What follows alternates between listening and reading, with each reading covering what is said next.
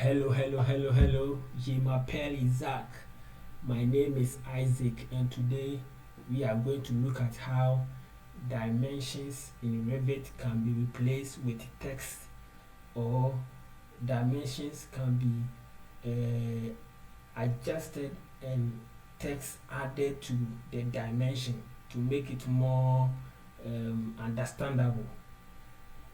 So I'm working on this project, and we are going to use this project as an example.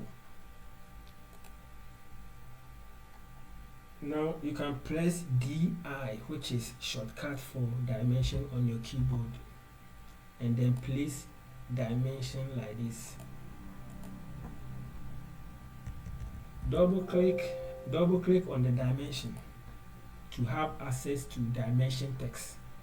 Here already the default setting is use actual value, but we are going to replace it, so we have to go here, replace with text. So we click on replace with text. Because we want to add weight to this value, we have to enter weight first. So type weight equal to 545.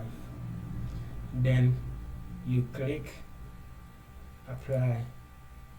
You see it has appeared, and then okay.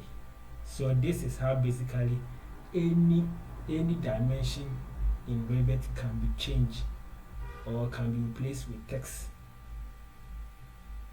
in the process of working with the Revit software. See you later. Bye.